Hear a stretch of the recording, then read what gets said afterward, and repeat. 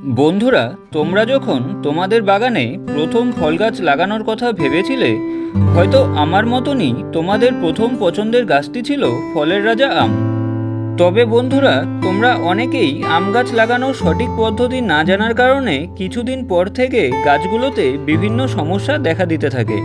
তাই আজকের ভিডিওতে আমি টবে আম গাছ লাগানোর সঠিক পদ্ধতি দেখাবো।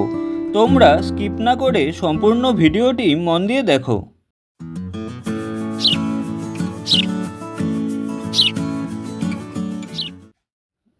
বন্ধুরা, টবে ভালো আম গাছ করতে গেলে সর্বপ্রথম আম গাছের ভালো জাত নির্বাচন করতে হবে। তোমরা এখানে একটি 12 মাসি কাটিমন আম গাছের চারা দেখতে পাচ্ছ।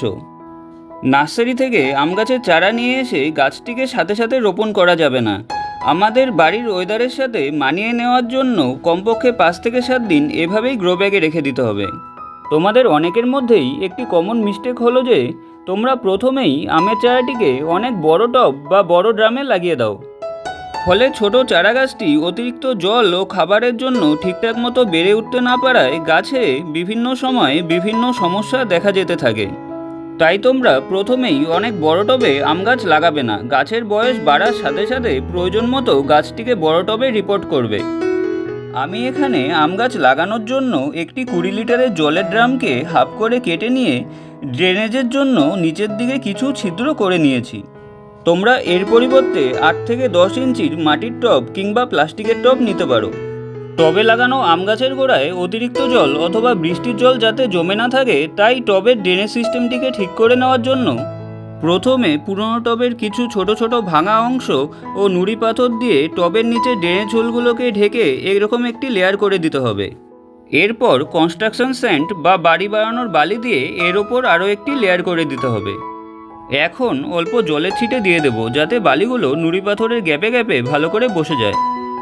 বন্ধুরা, আমি আম গাছ লাগানোর আদর্শ মাটি তৈরি করার জন্য 40% নর্মাল গার্ডেন সয়েল, 40% 1 বছরের পুরনো শুকনো গোবর সার, 10% কোকোপিট ও 10% নদীর সাদা বালি মাটির সাথে 2 মুঠো হাড় গুঁড়ো, 2 মুঠো শিংকুচি, 1 মুঠো সর্ষের খোল ও 1 মুঠো নিম খোল ভালো করে মিশিয়ে অল্প জলের ছিটে দিয়ে বস্তাবন্দি করে 2 মাস আগে এভাবে ছায়াযুক্ত স্থানে রেখে দিয়েছিলাম। 2 দিন আগে বস্তার মুখ খুলে মাটিগুলোকে রোদে ভালো করে শুকিয়ে নিয়েছি। তোমাদের কাছে যদি আগে থেকে মাটি না তৈরি করা থাকে তবে তোমরা হাড় গুঁড়ো, শিংকুচি, সর্ষের খোল বাদ দিয়ে আমার বলা বাকি ইনগ্রিডিয়েন্টসগুলো ভালো করে মিশিয়ে নিলেই আম গাছের জন্য আদর্শ মাটি ইনস্ট্যান্ট তৈরি করে নিতে পারবে। আমি এখন টবে অল্প মাটি দিয়ে আম গাছটিকে গ্রো ব্যাগ থেকে বের করে রুট বলটিকে অল্প ভেঙে টবের মাঝ বরাবর মাপ মতো বসিয়ে দিচ্ছি।